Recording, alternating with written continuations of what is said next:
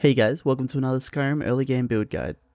This is the second part of a new series where I make different builds to start Skyrim with and show you guys how to get the gear, perks, and spells required with a few tips to the later game chucked in. The build we're looking at today is a Barbarian build for the early game of Skyrim. Whether you want to roleplay as a Barbarian in your save, or if you just want to get a good start in your game as said Barbarian, this build guide is for you.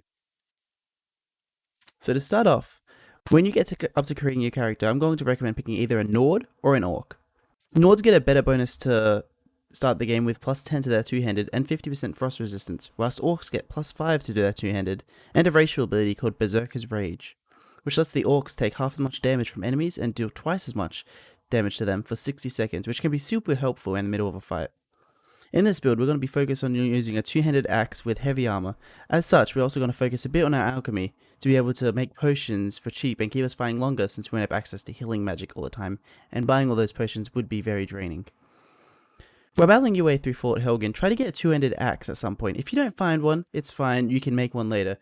And as much heavy armor as you can. You should be able to get heavy armor in the beginning from the lieutenant that you fight, if you pick Stormcloak. Otherwise, I'm not sure. Hopefully you should find some though.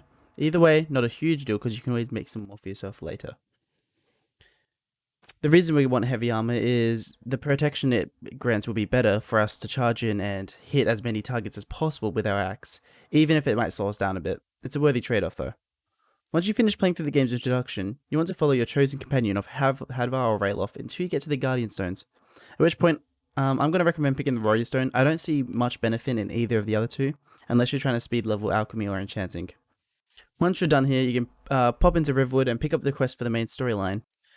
The person you pick it up from will be depending on who you pick to join with at the beginning, but either way it should be pretty similar. There's also some followers you can get in Riverwood if you're interested, and just require a short quest to get. If you have leveled up, put as many of your points into health and stamina, and mostly ignore magic over this build, as you won't really be able to use it or need it. Your perk points should go into two-handed and heavy armor mainly, trying to get perks that increase your damage or your armor's protection. Instead of going to Whiterun like Alva or Gerda want us to, we're going to talk to Alva and ask him if he needs any help around the forge. This should trigger a short chain of miscellaneous quests, in which you'll get to know the basics of smithing. You can use this newly acquired knowledge to either grind up your smithing and get resources from him to make a still great axe eventually after a little bit of grinding, or just improve the axe you already have. Keep in mind that the higher your smithing skill, the better you can improve weapons and the more damage they will do once they get improved. After you're done, you can pop over to Bleakfall's Barrier if you like to quickly speed forward the main quest a bit, and at the end the boss will drop an item enchanted with ice damage, which you can then disenchant and apply to your weapon. Getting into smithing and enchanting are great ways to help your build stay viable as you level up, especially on the higher difficulties. You can level them up by enchanting the gear you have and making more gear for yourself or to sell for gold. Don't forget to do the same to your armor as well as your weapons to keep them both viable. By heading into the later levels of the game, you'll want to join the companions, as without spoiling anything, at the end of the quest line, which will take quite a while but shouldn't be a massive issue in terms of difficulty if you keep disenchanting and enchanting your gear and upgrading your current gear, you get access to Wuthrad, a special great axe that is one of the best great axes in the game. It has a unique enchantment that does extra damage to elves of any kind and a very cool custom model and texture that should help you stay and use a more viable weapon throughout the end game. As with armor, basically any consistent set of armor will do.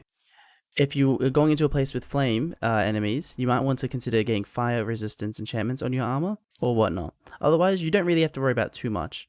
Also, for your armor, you could consider enchanting them with Fortify two-handed, so your two-handed weapons do more damage, which would be very great for the later game too, especially on higher difficulties once again.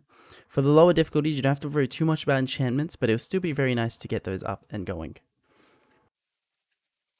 That's probably going to be it for this guide, guys. I appreciate you guys for popping in and watching the video.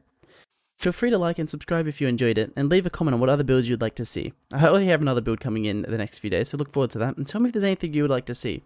Also, if you guys would like more endgame, more specific guides, tell me that too, because these are currently just small early game guides for people that are new to the game to get started and have a good grasp of what they're doing and how the mechanics work. But as far as that goes, thanks for tuning in, peace out.